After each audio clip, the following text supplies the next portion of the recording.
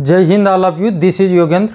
और आज के वीडियो में हम देखेंगे क्लास 12th इंग्लिश का पूरा 80 मार्क्स को हम ड्रिल करेंगे और किस प्रकार से हम दोनों बुक्स के मिलाकर के 3 चैप्टर को छोड़ सकते हैं, 2 चैप्टर प्लस 1 पोइम के क्वेश्चन आंसर को छोड़ सकते हैं। उसके बाद भी हम 80 में से 80 मार्क्स को टारगेट कर सकते हैं। तो हम देखते हैं इसको 1 बाय 1। 2026 में हमको क्या स्ट्रेटेजी रखना है, क्या हमारी मार्किंग स्कीम रहने वाली है और कैसा हमारा सिलेबस रहने वाला है। तो 4 सेक्शन में हमारा पेपर आता है, section A, section B, section C और सेक्शन डी। सभी के मार्क्स मैंने लिखे हुए हैं। सेक्शन ए 40 मार्क्स का होता है, section B 12 marks, section C 10 marks और लास्ट बचता है हमारा जो सबसे इम्पोर्टेंट सेक्शन है सेक्शन डी 44 मार्क्स का, जिसमें हमारी फ्लेमिंगो और विस्टास जो दोनों बुक है वो दोनों बुक पूरी आ जाती है। तो फ्लेमिंगो जो हमारा 33 मार्क्स का है, 33 मार्क्स में हमारे पास चैप्टर हैं 8 और पोइम है 5। अब 5 में से 4 पोइम के हमको क्वेश्चन आंसर याद करने हैं पक्के। क्वेश्चन आंसर जो है वो 4 ही पोइम के हम करेंगे तो भी हमारा काम चल जाएगा। और एक्सट्रैक्ट में भी यानी कि एक पोइम को हम पूरी की पूरी छोड़ सकते हैं, पढ़ना भी उसको छोड़ सकते हैं और क्वेश्चन आंसर भी उसके छोड़ सकते हैं। और जो हमारा फ्रोज है उसमें 8 चैप्टर है, तो इसमें से अपने को 7 चैप्टर को टारगेट करना है, 4 पोइम यहाँ करनी है। और विस्टास में हमारे 6 चैप्टर है, इसमें भी 5 चैप्टर को हमें टारगेट करना है। इस प्रकार से हमको 7 और 4 हो गए हमारे 11 और 5 हो गए हमारे 16 चैप्टर, यानी कि 19 चैप्टर में से हम 16 चैप्टर भी करेंगे तो भी हमारा काम चल जाएगा। तो सबसे पहले हम सेक्शन डी को ड्रिल करते हैं। सेक्शन डी में क्या आने वाला है और कहाँ से आने वाला है। तो 5 शॉर्ट आंसर टाइप क्वेश्चन हमारा जो है वो फ्लेमिंगो बुक में से आने वाला है। फ्लेमिंगो के भी जो फ्रोज वाले हमारे चैप्टर हैं उसमें से 5 शॉर्ट क्वेश्चन आएंगे। अब क्वेश्चन की काउंटिंग आती है अपनी 7 में से अपने को 5 क्वेश्चन करने रहते हैं, तो बहुत आसान काम है इसका। 3 शॉर्ट आंसर टाइप क्वेश्चन हमारा आएंगे पोइम में से और 2 शॉर्ट आंसर टाइप क्वेश्चन आएंगे हमारे विस्टास में से। तो 5 क्वेश्चन हो गए 10 मार्क्स, 3 हो गए 6 मार्क्स और 2 हो गए 4 मार्क्स। अब लॉन्ग आंसर की बात कर लेते हैं। हमारी जो फ्लेमिंगो बुक है उसके जो फ्रोज के 8 चैप्टर है उनमें से जो भी आप 7 चैप्टर करोगे उसमें से 2 क्वेश्चन आएंगे, 3 मार्क्स का ईच क्वेश्चन रहेगा हमारा, तो ये हो गए 6 मार्क्स। 1 लॉन्ग आंसर और 1 लॉन्ग आंसर दोनों एक पोइम में से आएगा और एक विस्टास में से आएगा। यानी कि हम समझ सकते हैं कि जो हमारी फ्लेमिंगो बुक है उसमें 10 मार्क्स के तो शॉर्ट आंसर हो गए और 6 मार्क्स के हमारे लॉन्ग आंसर हो गए। यानी कि कुल मिला के जो 7 चैप्टर है उनमें हमको 16 मार्क्स हम 44 में से कर सकते हैं।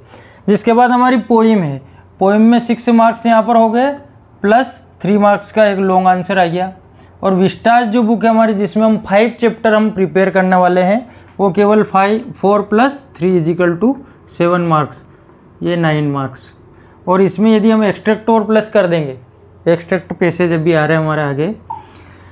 अब हमारे पास 2 पैसेज आएंगे और एक एक्सट्रैक्ट आएगी। एक्सट्रैक्ट आएगी पोइम में से, पैसेज हमारा दोनों बुक में से आएंगे। पैसेज जो है वो हमारा दोनों बुक में से आएंगे। हमारी जो फ्रोज है फ्लेमिंगो की उसमें से जो पैसेज आएगा वो 5 मार्क्स का रहेगा।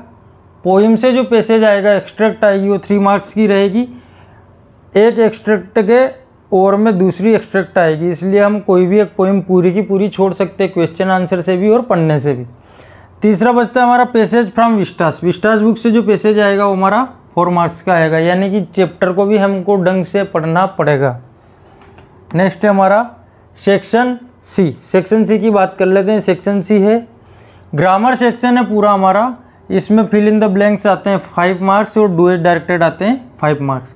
पिछले 8-10 वर्षों के पेपर मैंने पूरे ग्रामर के पुराने वीडियो में भी आप जाकर के देख सकते हैं, उनको ड्रिल कर सकते हैं। सेम टाइप का रिपीटेशन रहता है, तो सेम टाइप की ग्रामर के कॉन्सेप्ट को हमें क्लियर करना है। इसके अलावा किसी प्रकार की ग्रामर में हमें ज़्यादा उलझना नहीं है। तो 10 मार्क्स लाना बहुत आसान काम है और लास्ट ईयर जो क्वेश्चन आए वो भी मैं प्लस करके इस साल फिर उनको एक्सप्लेन कर दूंगा। तो बहुत आसान काम है 10 मार्क्स लाना, तो ग्रामर से बिल्कुल घबराने की आवश्यकता नहीं है। पिछले 10 साल के पेपर को आप ड्रिल करिए, बहुत आसानी से ग्रामर में आप 10 मार्क्स से अचीव कर सकें। सेक्शन बी जो है वो हमारी 12 मार्क्स की है। सेक्शन बी को हमने कहा writing skill, writing skill. Section A जो होता है रीडिंग स्किल का, सेक्शन बी राइटिंग स्किल का, सेक्शन सी होता है हमारा ग्रामेटिकल और सेक्शन 4 होता है हमारा जो फ्लेमिंगो और विस्टास बुक है, जो टेक्स्ट बुक है उसके बेस्ड पर। तो चारों सेक्शन अलग अलग अपनी क्वालिटी रखते हैं। तो सेक्शन बी जो है वो राइटिंग स्किल पर है। राइटिंग स्किल में एक शॉर्ट कंपोजिशन आता है। शॉर्ट कंपोजिशन में 4 टॉपिक हमारे पास है, नोटिस है, पोस्टर है, एडवर्टाइजमेंट है और लास्ट उसमें 3 ही टॉपिक हमारे पास है, नोटिस, पोस्टर, एडवर्टाइजमेंट।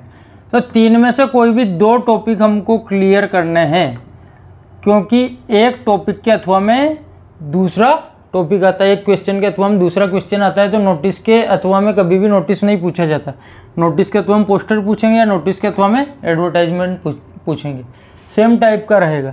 इसलिए तीनों में से कोई भी 2 चीज़ जो आपको आसान लगती है, उन 2 चीज़ों को आप बहुत आसानी से कर सकते हैं। नहीं तो आप डिस्क्रिप्शन बॉक्स में जा कर के लिंक के माध्यम से सारी चीज़ों को आप एक्सप्लोर कर सकते हैं। करेक्ट फॉर्मेट, अच्छा अब इसमें 4 मार्क्स के जो डिवाइड है, तो इसमें एक तो करेक्ट फॉर्मेट जो बनाएंगे हम, तो उसका मिलेगा हमको 1 मार्क्स। जिस संबंध में वो शॉर्ट कंपोजिशन हम लिख रहे हैं उसका कंटेंट कैसा है, वो रहेगा हमारा 2 मार्क्स का। और लास्ट रहेगा एक्सप्रेशन हमारा उसमें किस प्रकार के हैं, वो रहेगा 1 मार्क्स का।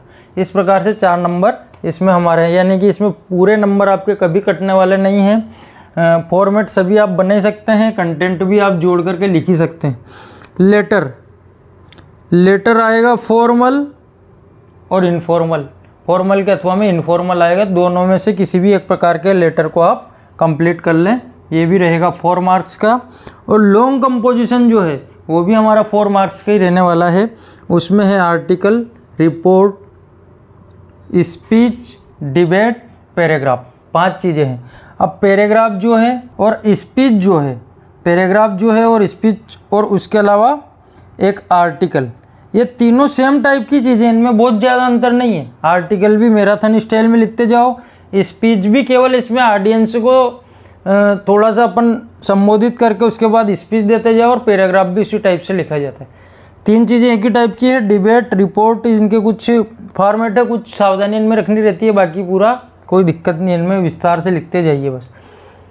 लास्ट बचता हमारा सेक्शन है 14 मार्क्स का। इस पर सबसे कम मेहनत हम करते हैं और इसमें हम उठ के ही जाते हैं और नंबर इसमें हमारा आ जाते हैं। पर इसमें 14 में से 14 मार्क्स लाना सबसे कठिन काम है, क्योंकि इसमें वर्ड फॉर्मेशन जो पूछा जाता है वो सबसे ज़्यादा कठिन पड़ता है। तो इस पर सबसे ज़्यादा फोकस करने की अपने को आवश्यकता है। पिछले 8-10 वर्ष में किस प्रकार के पैसेज पूछे हैं, किस प्रकार के प्रश्न उनमें हैं, यदि उनको हम एक्सप्लोर कर लेंगे, उनको ढंग से देख लेंगे, तो ये 14 मार्क्स भी लाना बहुत आसान हो जाएगा। तो अनसीन पैसेज 10 मार्क्स का रहेगा। Passage for note making, summary आपकी बंद हो चुकी है, केवल नोट मेकिंग आता है, वो रहेगा 4 मार्क्स का। इसमें जो नोट मेकिंग के लिए है एक्सप्लेनेशन है, ये एमपी बोर्ड के एक्सप्लेनेशन है। टाइटल यदि क्वेश्चन में पूछा है तो भी देना है, यदि नहीं पूछा है तो भी हमको टाइटल देना है। 1 मार्क्स का हमारा टाइटल रहने वाला है। नंबरिंग, हम जब नोट्स बनाएंगे तो नोट्स में नंबरिंग करना बहुत ज़रूरी है कि फर्स्ट टाइम नंबर का या 2 नंबर का या 3 नंबर का, 3 के नंबर के भी सब नंबर यदि आते हैं 3.1, 3.2, इस प्रकार से उसकी नंबरिंग अपने को करनी है। जिसके बाद लास्ट बढ़ता है अपना जो नोट्स बनाएंगे अपन, नोट्स केवल 1 मार्क्स का।